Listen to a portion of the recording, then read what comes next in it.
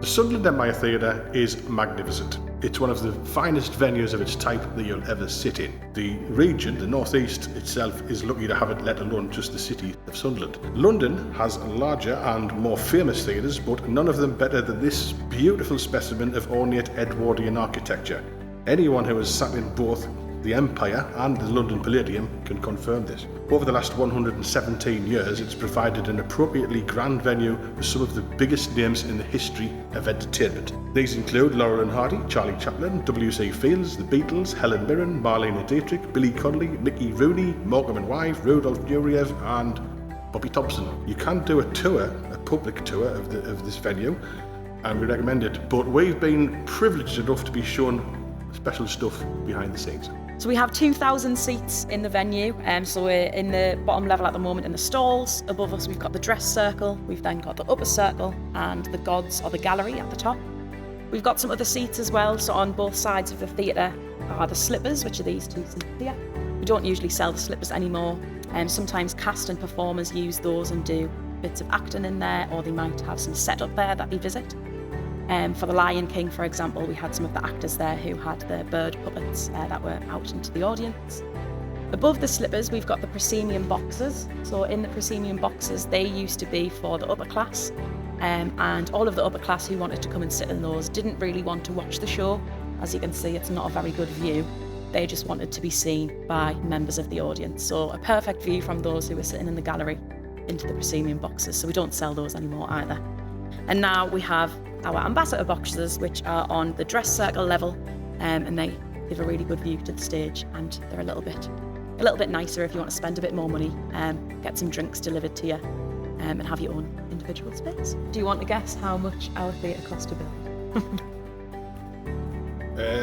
In 1906? Bearing in mind, yes, 1906, 1907.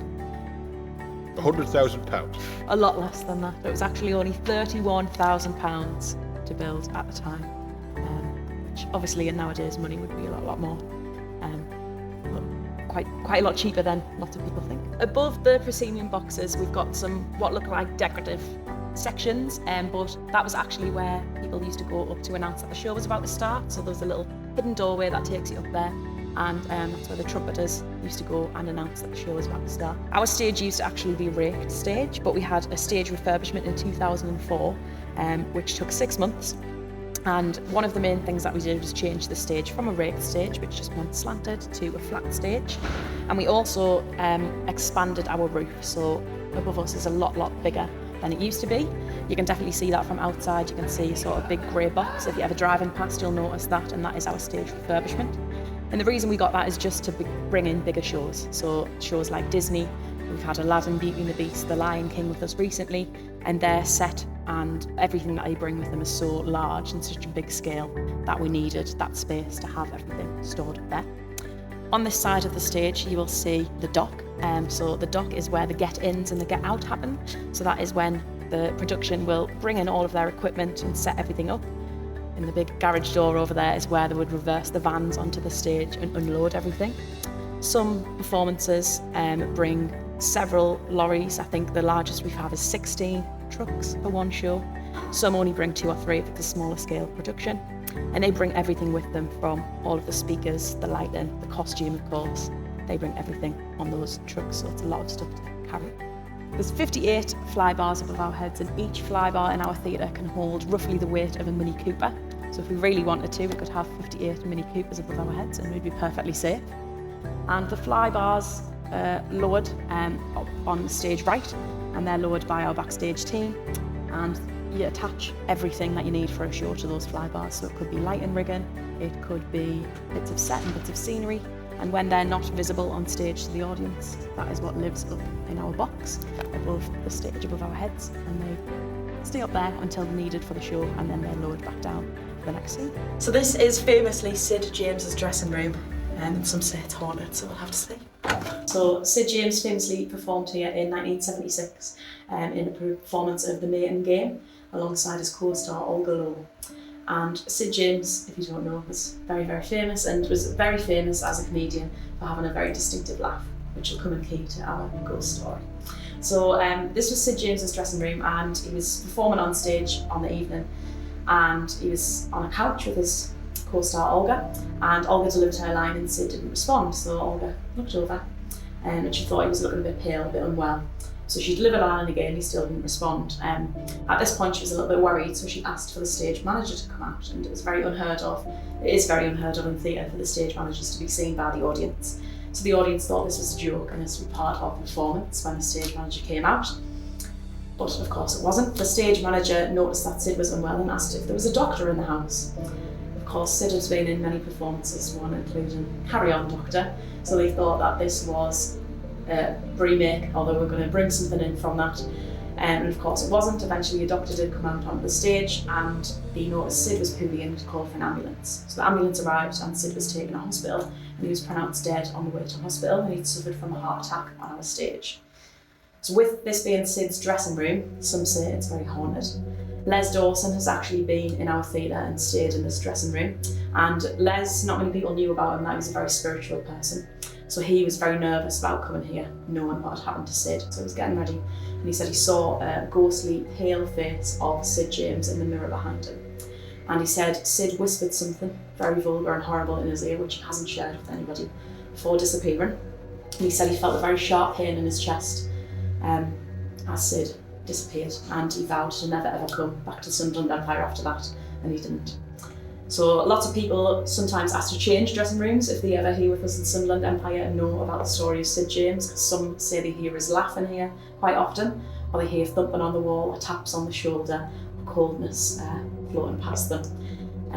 But this is still used to this day. Lots of people do stay in here. Some of the main cast members usually have this dressing room. So these are our original dressing rooms. Well, Block A is what we call these dressing rooms. These were the ones that were built when we were built in 1907. Obviously, they're not as glamorous as you might think. They're really built for purpose. They've got everything that actors and performers would need in the dressing rooms. And we'll head over to the new block of dressing rooms that were built later on. So this is our new block of dressing rooms. We're in the dressing room named after Sid James. So each of our dressing rooms in this new block are named after a famous star or stars who performed here, and each one has a bit of information about that person as well. So these would be for the main performers in the shows that are with us, and they might share between two, or they might just have one to themselves, and the company manager of the show will always stay in one of these as well. The foundation stone of our theatre was built on the 29th of September 1906 by a lady called Vesta Tilley. So Vesta Tilley was a world famous comedian, and she was the most highly paid performer of her time, so it was a very big moment. And she laid the foundation stone. We opened less than a year later on the 1st of July 1907, and the theatre was a partnership between Edward Moss, Oswald Stall and a local man called Richard Thornton. Richard Thornton was originally from South Shields, and he was a busker who busked on Marsden Seafront, and he soon became a manager of a rundown theatre in Union Street. And once he'd made lots of money, he went on to take control of the Avenue Theatre and the Opera House in South Shields, and he became really successful very quickly and decided to team up with Edward Moss and Oswald Stall, which transformed the northern theatres really in the early 1900s. He became restless in this partnership, wanted to do something more and bigger, and decided to build a theatre of his own. So he built our theatre and created what we call the Empire Palace, which it was at the time. And it really changed the face of theatres in the 1900s. And Thornton and Moss formed the Empire Palaces throughout the north. We also wanted our admission costs to be really, really low, so we were trying to be really inclusive. When we first opened up in the gallery, the seats there were just long concrete benches, and admission were 1 penny each. So families would buy lots and lots of tickets, they'd give the children a penny and send them up in a separate entrance to go and find the best space in the house up in the gods. So we were one of the cheapest in the northern region as well. Above us is the Edwardian ventilation system. So just above the big chandelier there is the, kind of see a bit of a grid. Yeah. So what they used to do in Edwardian times, lots of people used to smoke. They used to raise the grid and kind of let some air in and let all of that smoke out. So that was the original ventilation system, obviously in such an old building. So do you want to guess what our longest closure was in Sunderland Empire? Oh, well, World War II. Close. So World War II was our second longest closure. Our longest closure was COVID. But when we closed for World War II, we closed in 1939, and we were forced to close our doors, as most public places were. Everywhere was closed apart from churches in the area. Because we closed, it resulted in immediate protest from people of Sunderland and people in the North East, because they believed that the theatre was providing really, really important entertainment for on-leave troops and just to kind of bring everybody together. When we did close, this resulted in protest, and the protests were successful on the 16th of September, so just under 2 weeks after we actually closed, and we were allowed to reopen, provided that we were closed by 10 p.m. every night. And when we were open again and shows were with us, we had, as lots of people did, rationing at the time. So lots of the performers who were with us, if they were doing 2 show days, they would wear the same makeup. And some people did report seeing some of the performers walking around Sunderland in all the glam makeup and costumes, ready for the evening performance. Lots of people ask about our banisters. So our banisters are actually the original banisters from when we first opened in 1907.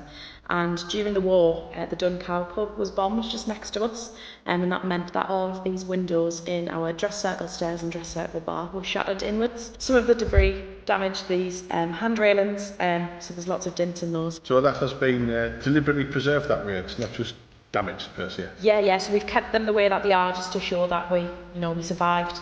And that was still open. Above our heads is Terpsichore. Now, Terpsichore is one of the 9 muses, and she's the goddess of chorus and dance.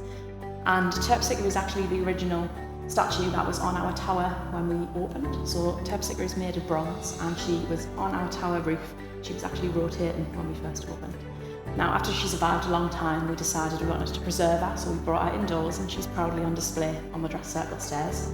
And we've got a replica of Terpsichore outside now that's made of fiberglass, so she's obviously nice and preserved and can stay there for a long time. And she doesn't rotate anymore, she's just standing there nice and proudly facing the front of the building. It's Terpsichore, not Terpsichore. It's Terpsichore, yes, Terpsichore. But it just remains for us now to say a very big thank you to the good people at the Sunderland Empire Theatre for giving us a glimpse behind the scenes of this magnificent venue.